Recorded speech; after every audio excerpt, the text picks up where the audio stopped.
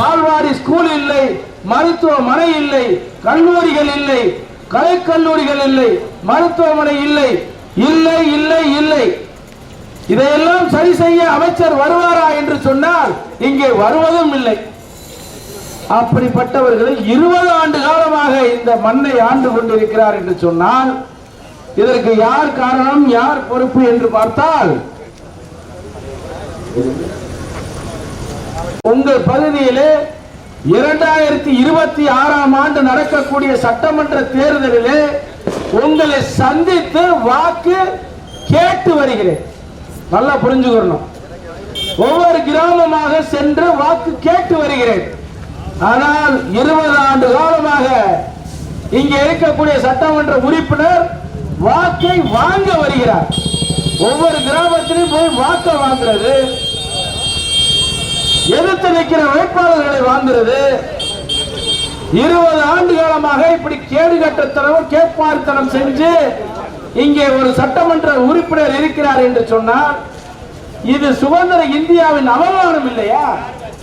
இங்கே நிற்கிறாரே சிலையாக, அவர் சிலை இல்லை, உயிரோடு நிற்கும் ஒரு அவதாரம். அவர் வாழ்ந்த மண்ணில் வங்கத்து சிங்கம் காங்கிரஸை விட்டு எதற்காக வெளியே வந்தார்? அடி வாங்கி பெறுவதல்ல சுதந்திரம், அடித்து பெறுவதே சுதந்திரம் என்று சொன்னார் வங்கத்து சிங்கம் நேதாஜி.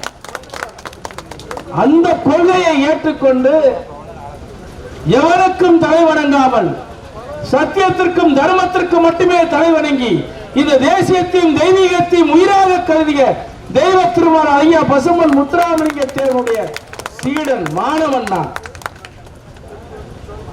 இளைஞனே உன் ரத்தத்தை கொடு, இந்த தேசத்திற்கு சுதந்திரத்தை தருகிறேன் என்று சொன்னார் வங்கத்து சிங்கம் நேதாஜி.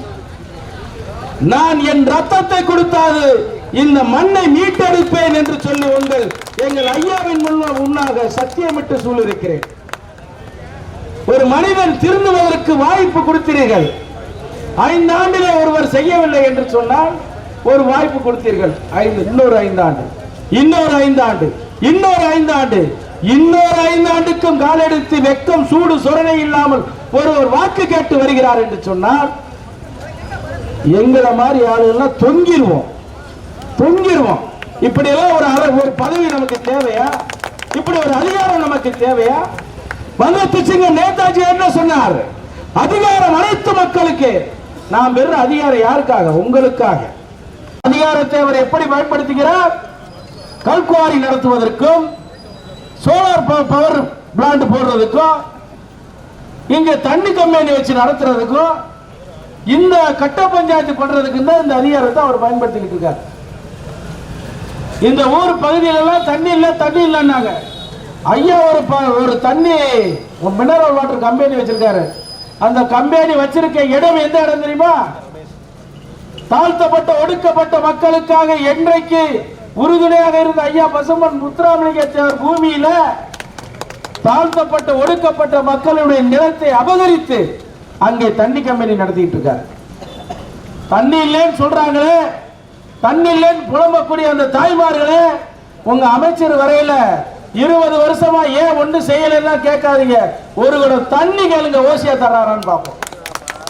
ஒரு குடம் தண்ணியை கேளுங்க தான், ஒரு குடம் தண்ணியை கேளுங்க. நீங்க தண்ணியை பூரா காசுக்கு விற்கிறீங்களே, நாங்க தண்ணி இல்லாம தவிக்கிறோமே, ஒரு குடம் தண்ணி ஓசியா தருவீங்கன்னா அவர் தருவாராத்தா? ஒரு கேணி 20 ரூபா தான்.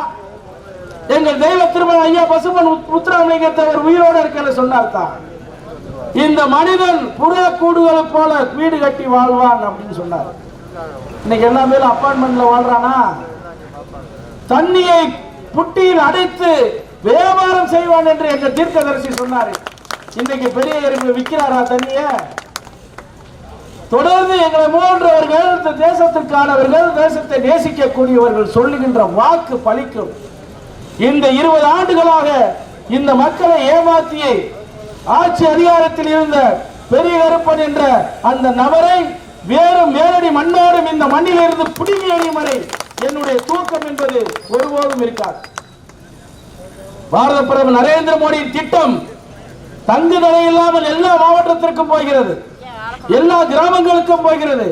ஆனால் இங்க இருக்க மக்களுக்கு ஏதாவது வந்திருக்கிறதா? கழிப்படை வசதி இல்லை, குடிநீர் வசதி இல்லை. இன்னைக்கு ஜல்ஜீவன் திட்டம் கூட்டுறவுத்துறை அமைச்சரா இருக்கிறார். கூட்டுறவுத்துறை அமைச்சர் இருக்கவருக்கு ஊர் ஊருக்கு போய் ரேஷன் கடை இல்லைன்றாங்க. அப்படியே ரேஷன் கடை இருந்தாலும் அங்க உளுத்து போனது, வண்டு வச்சது, ஆகாத போகாதெல்லாம் வித்துக்கிட்டு இருக்காங்க. இவர் ஒரு துறையின் அமைச்சராக இருந்து தனக்கு வாக்களித்த அந்த கிராம மக்களுக்காக 2 ஊருக்கு ஒரு ரேஷன் கடை கொடுத்தா யார் அப்ப விட்டு முதல்ல போகுது? நீங்க நாட்டுக்கு தான் ஒன்றும் செய்யல, உங்களுக்கு ஓட்டு போட்டவங்களுக்காக ஏதாவது செஞ்சுக்கலாமே. ஊர வளர்ச்சித்துறை அமைச்சரா இருந்தாருல, இந்த ஊர் வளர்ந்துருக்காத்தா? இந்த ஊர் வளர்ந்திருக்கா? இந்த ஊர் பெருசா வளர்ந்திருக்கா? ஆனா அவர் தமிழ்நாட்டுக்கே அமைச்சர். தொடர்ந்து மக்கள் விரோத போக்கில் செயல்படக்கூடிய இந்த திமுக சட்டமன்ற உறுப்பினரை வேறு மண்ணோடு பிடிங்கி எறிவோம். கண்டிப்பான முறையில் இந்த பா. சிதம்பரம் ஒருத்தர் இருந்தார் பாருங்க, பா. சிதம்பரம். இந்த ஊருக்காரர் சிவகங்கை மாவட்டத்தில் பிறந்தவர். அவர் ஊருக்கு பக்கத்தில் ஒரு ஊர் சொன்னாங்க, கண்டனூர். அவரு பினான்ஸ் மினிஸ்டரா இருந்தார். ஒரு திட்டத்தை இங்க கொண்டு வந்திருக்காரா? எல்லாம் காரைக்குடியில தான்.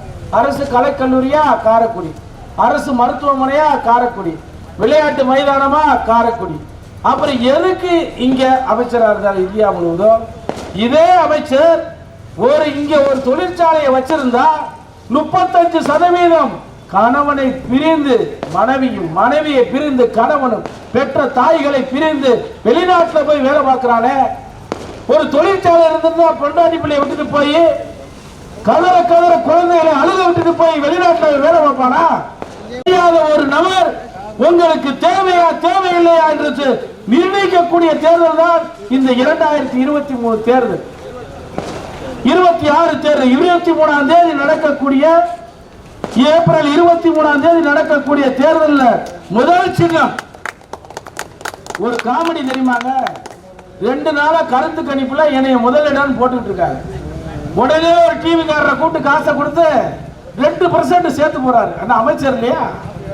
நான் 38, அவர் 40. எதெல்லாம் பிச்சலாட்டம் பிரார்த்தனம் பண்ண முடியுமோ அதெல்லாம் திமுக காரனுக்கு நல்லா தெரியும். ஒரு விஷயம், இந்த வேட்பாளரை பற்றி உங்களுக்கு தெரிந்து கொள்ள வேண்டும் என்றால் இந்த லிங்கை தொடுங்கன்னு வருது. அந்த லிங்கை என் படம் போட்டிருக்கேன். நான் போய் தொட்டாலும் சரி, நீங்க போய் தொட்டாலும் சரி, அசிங்கமான படமா வருது. கரகாட்டத்தை ஆட விட்டுட்டு உட்கார்ந்து ரசிக்கிற அமைச்சருக்கு வேற எப்படி புத்தி போகும்? எப்படி புத்தி போகும்னு கேட்கிறேன். இதுக்கு முன்னாலே அவரு எல்லா வேட்பாளரும் அவரை மாதிரியே இருப்பாங்கன்னு நினைக்கிறதுனாலதான் அந்த கேவலமான வேலைகள்லாம் செய்யுது. போய் என் படத்தை வச்சுட்டு தொட்டோம்னா உள்ள அசிங்கமான படம். இதெல்லாம் எதுக்காக? நான் முள்ள மாதிரித்தனம் பண்ணல, முடிச்ச வைக்கத்தனம் பண்ணல, கிரானைட் குவாரி வச்சு நடத்தல, தண்ணி கம்பெனி வச்சு நடத்தல, கொலை பண்ணல, கொள்ளையடிக்கல, ஊர் அடிச்சு உலையில போடல. என்னை எதுவுமே சொல்ல முடியாது. என்னை அசிங்கப்படுத்தணும்னா அந்த டெக்னாலஜியை வச்சு அசிங்கப்படுத்தினாதான். டெக்னாலஜியை வச்சு அசிங்கப்படுத்துறாரா? அசிங்கமா படத்தை போட்டு விடுறது. தொடர்ந்து மக்கள் விரோதற்கு மக்களுக்கு நான் என்ன செஞ்சேன்னு கேட்டா நீங்க அதுக்கு பதில் சொல்லுங்க. நான் ஒரு கட்சியினுடைய தலைவர், வயசு முக்கியம் இல்ல. நான் உங்களை இன்னும் மதிக்கிறேன். நீங்க அமைச்சராக என்ன விட வயசுல மூத்தவர் தான்.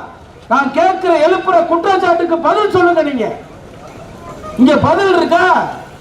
பதில் இல்லாம கரகாட்டம் ஆடுற வீடியோ அப்படி நாங்க ஆரம்பிச்சிருவோம்ல.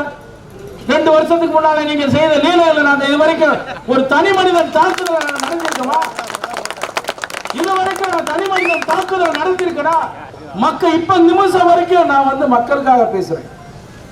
என் சட்டமன்றத்தில் இருக்கக்கூடிய மக்களுக்காக நான் பேசுறேன்.